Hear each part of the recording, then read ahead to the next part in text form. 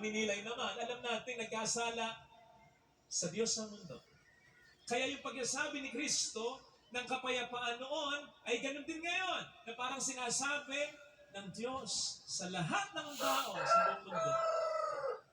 Ang laki ng pagkakasala niyo, pero okay na. Tinubos ko na kayo. Okay na ba? Pinatawad ko na kayo. Now, I want you to realize gaano katindi ang kapayapaan and therefore ang kapatawarang ito. Experiencing us.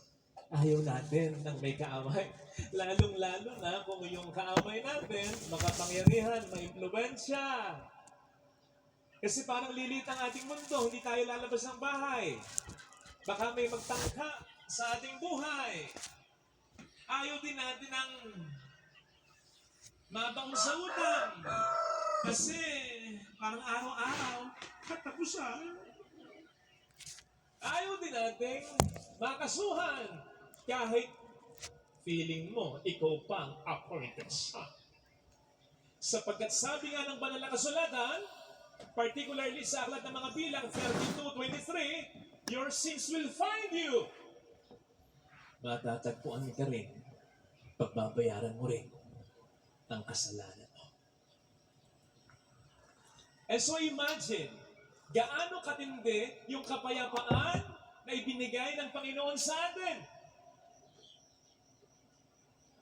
Gaano ba katindi ang kasalanan natin? Simple lang. Nang si Jesus ay nasa hardin ng Getsemani, sabi niya sa Ama, Ama, baka pwedeng ibang paraan. Parang ang sabi ng Ama, yan lang ang paraan, anak. Kailangan mo mamatay para sa kanila. Imagine that. Kinailangan ni Jesus na mamatay para sa atin, ganon katindi ang kasalanan mo, kasalanan ko, kasalanan natin. Ganon kalaki ang utang natin, ganon katindi ang kaso natin, ganon kalala ang kasalanan natin. Sa Diyos na makapangyarihan na kahit hindi tayo lumabas ng bahay, kayang kitilin bigla ang ating buhay. And then all of a sudden, wala na. Bayad na yung utang natin. Solve na yung kaso natin.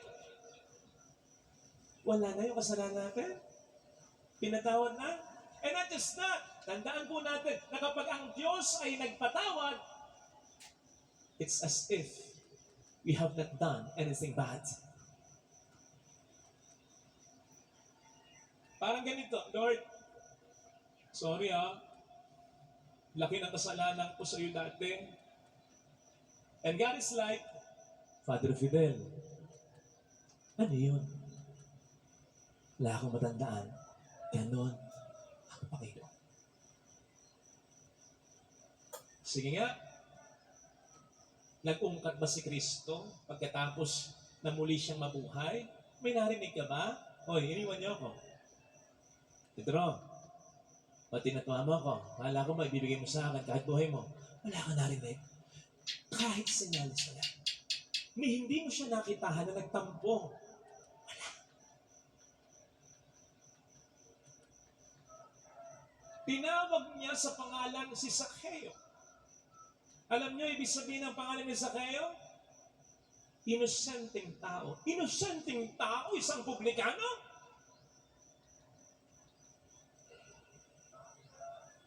At nung panahon ni San Pablo, wala na sigurong masasama pa sa mga taga-Korinto. Sapagkat bisyo, name it, kahit anong bisyo. Yung bisyo natin ngayon, ginagawa na nila noon. Yung pagiging makamundo ngayon, baka nga mas